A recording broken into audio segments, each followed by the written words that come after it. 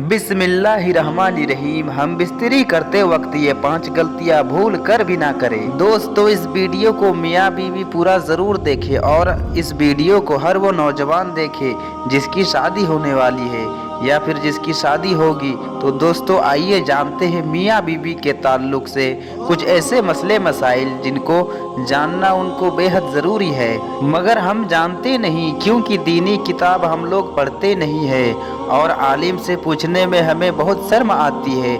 मगर अजीब बात है, मसला पूछने में तो हमें शर्म आती है, लेकिन वही गैरत और वही शर्म उस वक्त कहाँ मर जाती है जब दुल्हा अपने दोस्तों को और दुल्हन अपने सहेलियों को अपने पहली रात की पूरी कहानी सुनाते हैं। खैर छोड़ो, ये सब तो दुनियावी बातें हैं, इनसे हमें बचना चाहिए। हम बिस्तरी ताल्लुक से कुछ ऐसे काम हैं जो हमारे घर के खुशियों को उजाड़ देते हैं, हमारे औलाद को तबाह हलक और बर्बाद कर देते हैं। इन कामों से भी हमें बचना चाहिए। आइए अब जान लेते हैं हम बिस्तरी के कुछ खास मसले मसाइल। दोस्तों, मर्दों का अपनी औरतों का छाती को मुंह में लगाना जायज है, यानी मर्द अपनी बीबी के पिस्तान को पी सकता है, मगर इस तरह के दूध हलक से नीचे ना उतरे, यह सख्त हराम है।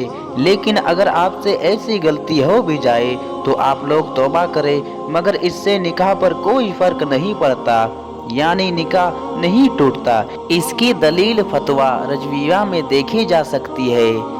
दूसरा मसला यह है कि क्या मर्द या औरत को एक दूसरे का सत्र को देखना या छूना जायज है? तो इसका जवाब होगा हाँ, बिल्कुल जायज है। आइए दोस्तों, अब अगला मसला जानते हैं कि जिस जगह पर आप हम बिस्तरी कर रहे हैं, अगर उस जगह कुरान की आयत लिखी हुई है, जब तक उस पर कोई कपड़ा ना डाला जाए तब तक उस कमरे में हम बिस्तरी करना या फिर बरहाना होना बेअदबी है। अक्सर ऐसा होता है, या काबा शरीफ का नक्श या मदीना शरीफ का नक्श हमारे कमरों के जगह जगह लगे होते हैं, तो जब तक उस पर कोई कपड़ा ना डाला जाए उस कमरे के सोहबत करना या फिर हम बिस्तरी करना या फिर बरहाना होना बेअदबी है।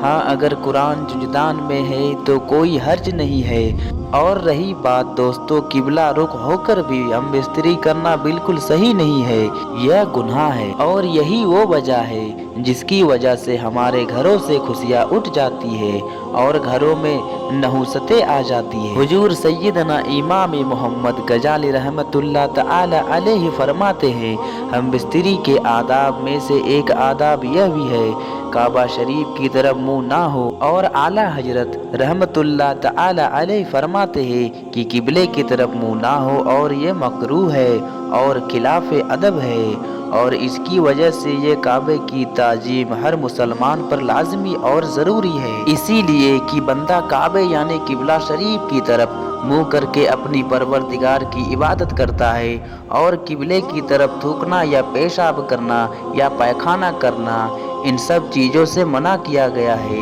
लिहाजा अदब यही है कि हम बिस्तरी के दौरान काबा शरीफ की तरफ मुंह ना करें। दोस्तों, यह बहुत ज़रूरी मसला है। नंगे होकर हम बिस्तरी करना कैसा है? दोस्तों, हम बिस्तरी के दौरान मर्द और औरत कोई चादर ओढ़ ले, जानवरों की तरह नंगे होकर हम बिस्तरी ना करें। हदीस में है, अल्लाह के रसूल सल्लल्लाहु अलैहि वसल्लम इरशाद फरमाते हैं, तुम में से जब कोई अपनी बीबी के साथ हम बिस्तरी करे तो पर्दा कर ले। अगर बेपर्दा होगा तो फरिश्ते हया की वजह से बाहर निकल जाएंगे और शैतान दाखिल हो जाएगा, और कोई बच्चा अगर पैदा होगा तो उसमें शैतान की शिरकत होगी। सोचिए, इंसान की जरा सी लापरवाही कहाँ तक नुकसान का सबब बन जाती है। गलीबान जमाने में जो शर्मो हया का जनाजा उठता जा रहा है, उसकी सैकड़ों वजूहात में से ये भी एक वजह रही हो कि मुबाशरात नंगे होकर गई और उसका असर नस्ल में आया। नतीजा ये कि शर्मो हया को मौजूदा नस्ल ने जिंदा दरगोर कर दिया है। हम बिस्तरी के दौरान शर्मगाह देखना या छूना कैसा है, इसके बारे में हम आपको तफसील से बता देते हैं। मियाँ बीबी को सोहबत यानी हम बिस्तरी के वक्त एक दूसरे की शर्मगाह को छूना जायज है, बल्कि नेक नीयत से हो तो मुस्तहब सवाब भी है।